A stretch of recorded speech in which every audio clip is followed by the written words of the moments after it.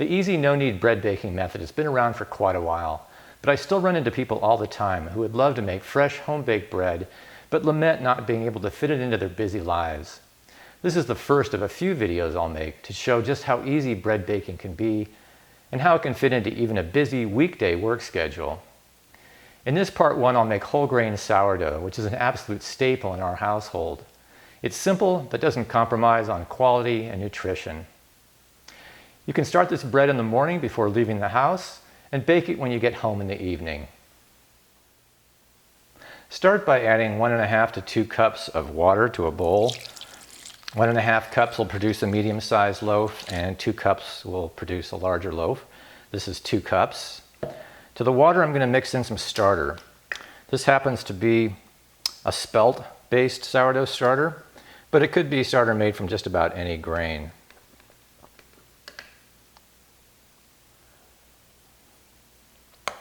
It's the middle of summer here in Iowa, but even with the air conditioning, the house is warm and proofing is going to be fast. So I'm using a fairly small amount of starter. If it was winter, I'd use maybe up to twice as much or more starter. If you don't have any sourdough starter, mix in 1/4 to 1/2 teaspoon of instant yeast, like BioReal organic instant yeast or SAF brand yeast. And now I gotta stir in the starter a little bit.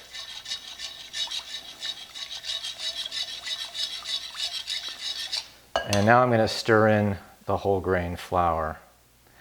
Before I start baking, I'll typically mill a blend of several grains. Here we have red fife, turkey red, spelt, emmer, rye, kamut, and einkorn. The ratios I mill are pretty random, but I'll typically use more red fife and turkey red than the others, just because they seem to work particularly well for bread. They're heirloom grains, and I like their flavor.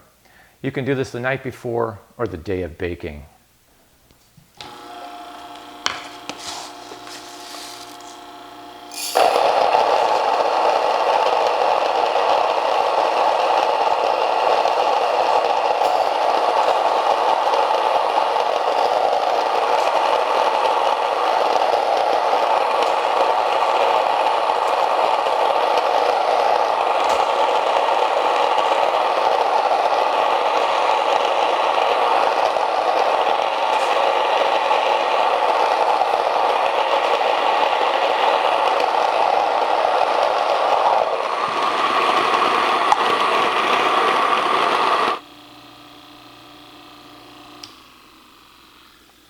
Here's a wonderful fresh blend of 7 grains to bake a couple of loaves with.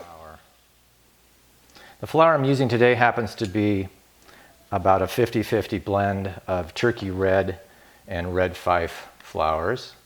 If you're milling your own flour, if you're not milling your own flour, just use whole wheat flour from the store, preferably organic.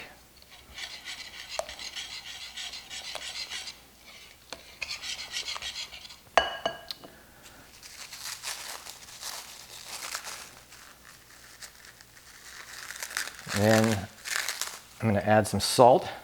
This is, typically I add 1.5 teaspoons of salt, which is 1/2 tablespoon.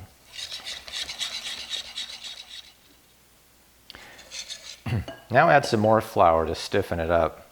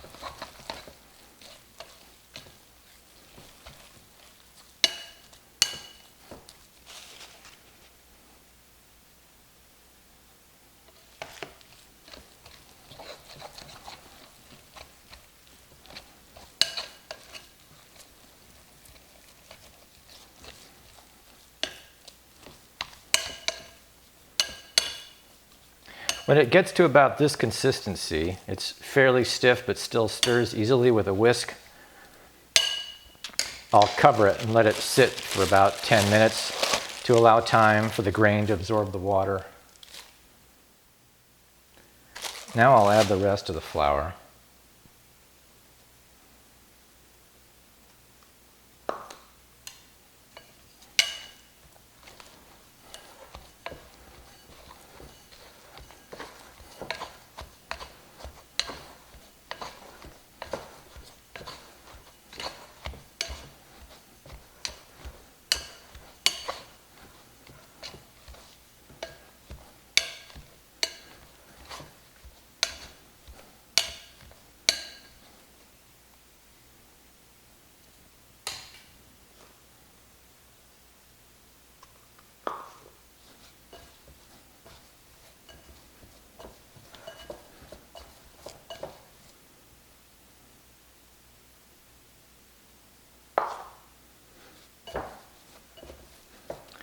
Getting pretty close to the consistency I want.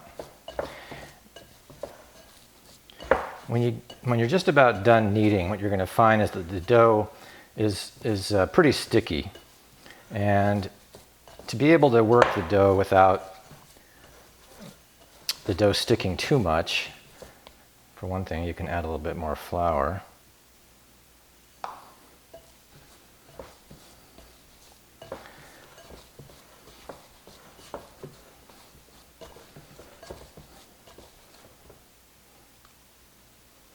But what works even better is to wet your hands a little bit, and then the dough won't stick at all.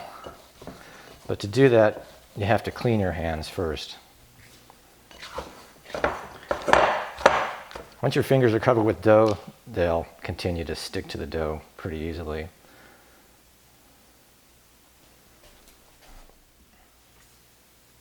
But if your hands are clean, then what you can do is dip them in water,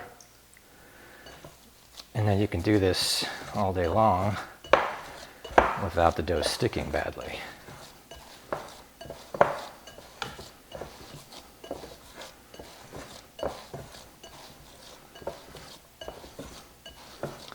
And if the dough does start to stick somewhat, then you can dip them back in the water.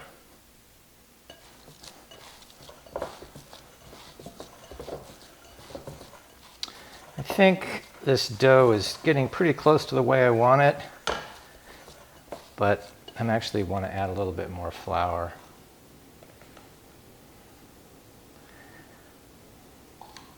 And the reason is it looks really good right now,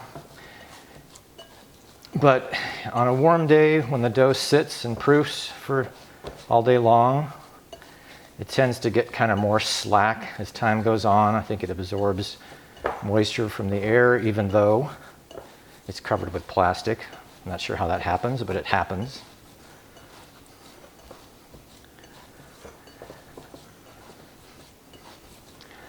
So here's the deal with kneading. You can either knead it for a few minutes all at once like this, or if you have the time, you can do a series of stretch and folds.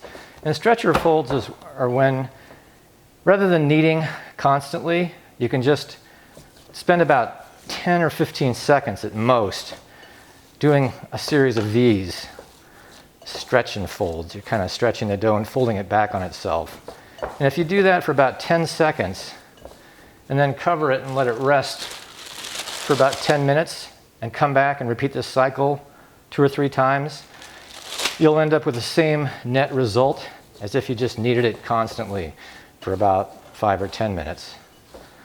So it's a lot easier, it just takes more time.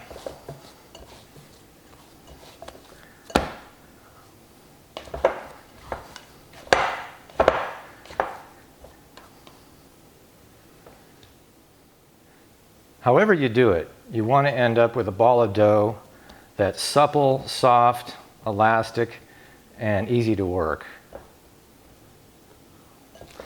I'm hoping that by spending a lot of time showing you this, you'll get a sense for the consistency of the dough, because that's really the whole lesson here, is about adding flour to the water until you get to a certain consistency. so you're not having to measure stuff so much. Once you know how to do this, once you get a sense for it and a feel for it, you can bake just about any kind of bread anytime you want without really even worrying about it. Just add however much water you want to start with, add some salt, yeast, starter, and then just keep adding flour until you get to about this point. And it's nice when you end up with a ball of dough that has a bit of a sheen to the surface. You don't get that a lot with a 100% whole grain dough, but it's still somewhat of a sheen on this dough. And if I spent more time kneading it, I'd probably get more of that sheen. Anyway, now you can cover it and come back towards the end of the day, or if you're doing this recipe at night, it'll be ready in the morning. Okay, it's early evening. We're going to do a short second proof and then bake. The dough is going to be a little bit on the wet side, so when we go to bake it, it'll flatten out a good bit if we don't bake it in a vessel with sides to shore up the dough. So with dough like this, I either bake it in an oblong la cloche or a romertopf clay baker. Since the romertopf will accommodate a larger size loaf, I'm going to go with it. Since the dough is going to be a bit sticky, I'm going to use a lined proofing basket and flour it well. So to be sure the dough doesn't stick to the liner too much, I'll sprinkle a little bran on the bottom and then some flour around the edges and a little on the bottom too. Now I'm going to flour a work surface pretty generously.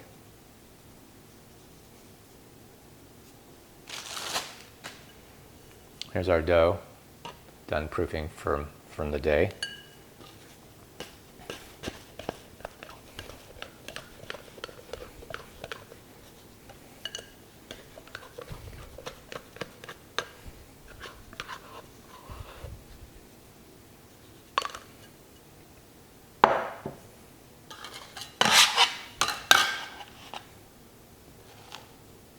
Now we're going to shape the dough into an oblong ball, handling it somewhat gently so it doesn't degas too much.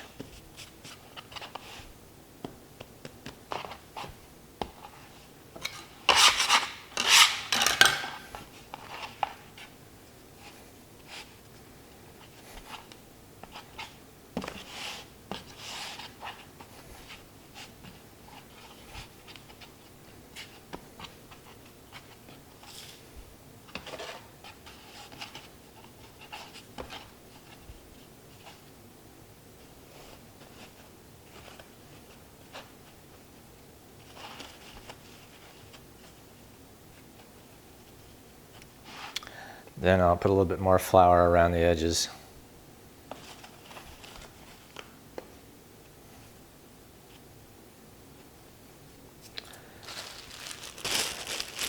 And I'll cover it and let it proof for about an hour since it's warm. But even in the winter, I rarely let it proof for more than about an hour and a quarter. Here's the dough, which has risen quite well after just an hour.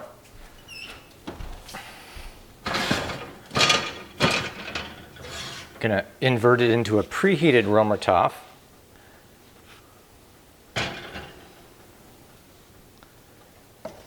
Slash the top.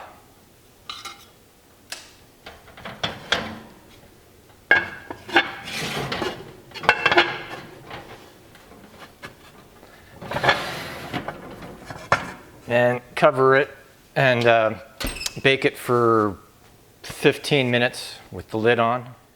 After 15 minutes, I'm going to take the lid off and bake for another 20 and then check it again to see if it's done. I don't think I mentioned, the oven is set at 500 degrees. All right, it's been about 35 minutes. It's probably done. It looks done. But I'm going to stick this probe thermometer in it. Check. It's over 200 degrees. It's done. So we'll take it out to cool. I'm going to let it cool completely before slicing into it. Bread continues to bake for quite a few minutes after you take it out of the oven, so I'm going to give it a good 30-40 minutes. Let's take a look at the inside.